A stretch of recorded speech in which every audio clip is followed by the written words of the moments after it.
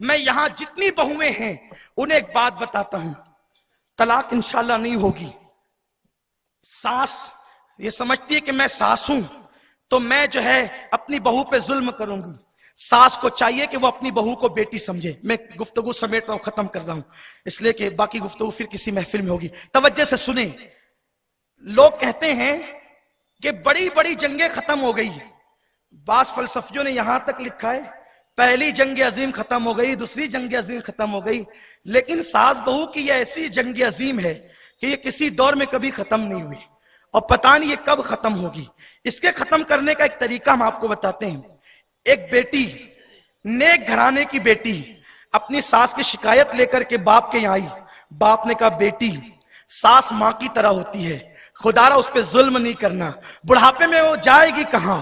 ایسی صورت میں بیٹی نے سنا، سوچا میرا باپ کمپلین نہیں لیتا، میرے باپ کے ایک دوست ہیں جو مجھے بیٹی کی طرح چاہتے ہیں اور وہ حکیم ہے، ان کے پاس وہ بچی گئی اور جانے کے بعد کہا چچا جان، میرے ابا تو کمپلین نہیں لیتے، آپ میرے چچا ہیں، مجھے بیٹی جیسے پالا ہے، ایک کام کریں آپ، میری ساس مجھے بہت تکلیف دیتی ہے، آپ اس کے لیے ایسی زہر کی پڑیا بنا کر دے تاکہ وہ مر جائے، تاکہ اس کا خاتمہ ہو جائے، پھر ہم اطمینان سے رہیں گے۔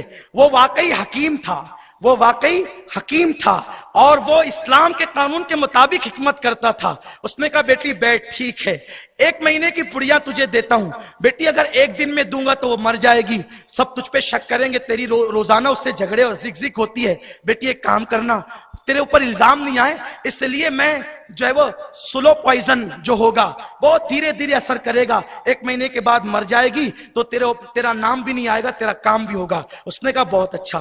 30 پڑیاں بنا کر اس کے چچا نے، حکیم صاحب نے دیا، اور دینے کے بعد کہا بیٹی دیکھ اگر تو لڑتی رہی نا اس سے تو تجھ پہ الزام آ سکتا ہے کہ تو نے قتل کیا ہے، تو ایک کام کرنا، یہ پڑیا کھلاتے رہنا لیکن اس کے کپڑے خود ہی دھلنا، اس کے پیر دبانا، وہ پانی مانگے تو دودھ پیش کر دینا، 1 مہینے تک خدمت کرنا، اس کے بعد تو پھر وہ قبر میں چلی جائے گی، تیرا قصہ ہی ختم ہوگا۔ اس نے سوچا بہت اچھی بات ہے، صرف 1 مہینہ خدمت کرنا ہے، پھر ہم جو ہے شان سے رہیں گے۔ اب وہ گھر آئی پڑیا لے کر، کھانے میں ملا کر کے دیا، لیکن کہتی ہے امی کیا بناؤں آپ کے لیے، یہ بناؤ، امی آپ تھک گئی ہے ذرا لیٹ جائے، پیر دباؤں، پانی پیش کیا، سر میں تیل لگایا۔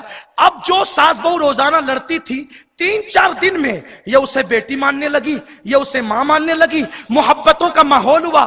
8-10 دن گزرے، اسے افسوس ہوا اللہ اللہ میں نے تو 8 پڑیاں ساس کو کھلا دی، یہ تو بیچاری 1 مہینے کے بعد مر جائے گی۔ وہ حکیم کے پاس گئی روتی دھوتی، چچا چچا وہ میں نے 8 پڑیاں کھلا دی اور ابھی جو ہے وہ 22 باقی ہے، لیکن میری ساس مجھ سے کتنا پیار کرتی ہے، وہ مجھے بیٹی کی طرح سمجھتی ہے، اس لیے جو ہے وہ میری ساس مرنا نہیں چاہیے، وہ جو اس کو زہر دیا ہے آپ نے اس کا ازالہ ہونا چاہیے۔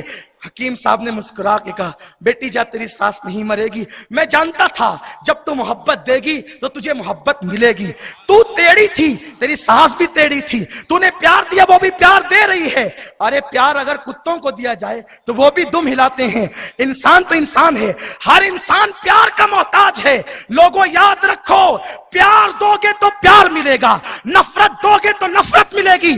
بابا فرید الدین گنج شکر پاک پٹن کے تاجدار فرماتے ہیں لوگوں جو تمہارے راستے میں کانٹے بچھائے تم کانٹے اٹھا لیا کرو، اگر کانٹے بچھانے کے مقابلے میں تم بھی کانٹے بچھاؤ گے تو دنیا کانٹوں سے بھر جائے گی۔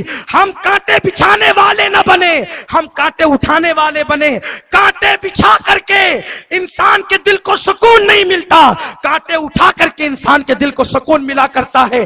اس لیے جو خواتین اپنی ساس پہ الزام لگاتی ہے، جو بہویں اپنی ساس پہ الزام لگاتی ہے، جو ساس اپنی بہووں پہ الزام لگاتی ہے، وہ اللہ کی بارگاہ میں سچی توبہ کریں اور اے ساس تو ظلم کیوں کرتی ہے، تو نے ہی تو اتنے ارمانوں سے بہو ڈھونڈ کر کے لایا، اب تو اپنے انتخاب کے ساتھ ظلم کر رہی ہے۔